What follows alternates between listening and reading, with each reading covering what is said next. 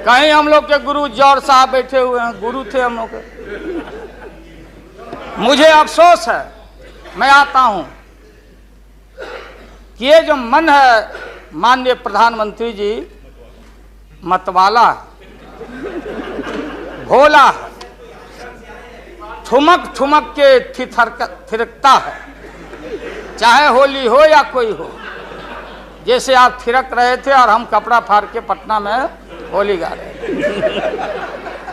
ऐसे ही लोगों के लिए ये धरती ज्यों का पृथ्वी खामोश है, वहीं ज्यों का त्यों है।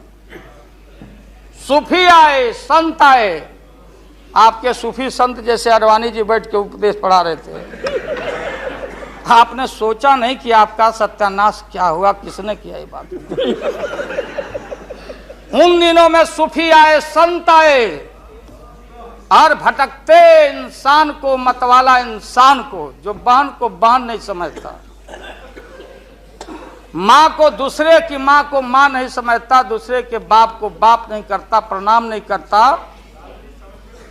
तो सूफी और मौलाओं ने कहा कि दौलत, दुनिया, माल खजाना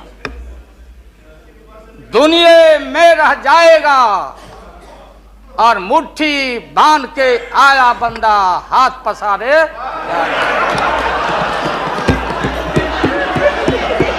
जैसे जैसे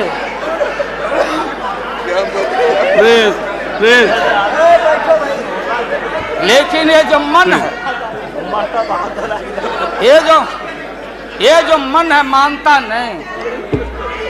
आपने कहा था यहीं, अरे बहन रीता वर्मा, अभी भी आपका स्वाभिमान जगना चाहिए। अरे तुमको डिप्टी स्पीकर भी लोग नहीं बना सके। बैठ जाओ, इसलिए मैं कहना चाहता हूँ। लाल प्रसाद जी, हाथ पसारे जाएंगे ऊपर। बैठे बैठे बैठे। माननीय दिन दशा आपके 13 महीने के शासन में, मुझे अफसोस है 13 महीने के शासन में हम लोग के पुराने गुरु जौहर साहब के कपड़ा में, लता में, अरे भाई रुको ना भैया, सुनो करो ना, कोई परिवर्तन नहीं हुआ। आप देखेंगे कि हम लोग टाइट कपड़ा पहन के आते हैं। जौहर साहब का पोशाक देख लीजिए, और बिहार में जाते हैं तो फिर वहां पोशाक आप देख लीजिए, भाई फटा। यही स्थिति उनकी रह गई, अब उनका क्या दोष हो सकता है। तो आखिर इनका और उनका जो मिलन हुआ, जौहर साहब का और रूमर फ्लोटिंग सेंटर का जो मिलन हुआ, तो ये बड़े सोच समझ के हुआ। तो जौहर साहब के मामले में जो भ्रष्टाचार पर सोच है, जो बताते रहे हैं, हम लोग को जेल भेजवाते रहे हैं। राबड़ी देवी महिला मुख्यमंत्री, जिसका मुकदमा में नाम नहीं हो, अपमान कराते रहे हैं। राबड़ी देवी मिलती है माननीय प्रधानमंत्री जी से मेरे साथ में।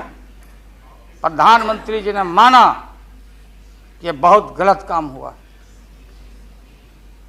तो मैं फिर आऊंगा। आपने कहा था कि दुनिया का सबसे बड़ा स्काम है पशुपालन स्काम। आएगा दूध का दूध, पानी का पानी, जैसे सारे बैठे हुए लोग। अब बचा कौन है इस मुल्क में? कौन बेदाग बैठा है? और मैं इन चीजों को आज कोई छेड़छाड़, कोई बात नॉर्म्स के खिलाफ मैं जाना नहीं चाहता हूं। बातें दबाई नहीं जा सकती है, चाहे जितनी बातों को हम जहां भी थापर साहब के टीवी में या जहां भी हम कोई बातों को कह डालें, बात दबती नहीं है, अभिलेख मिटता नहीं है। अब माननीय प्रधानमंत्री जी, आपने चिंता जताई और इतिहास को, अडवाणी जी, गृह मंत्री जी ने गृह को खराब किया है। आपका जो गृह है उन्होंने खराब किया है, और आप मतवाले की तरह, आपका ज्यादा दोष नहीं है। मैं किसी को अपमान करने के लिए नहीं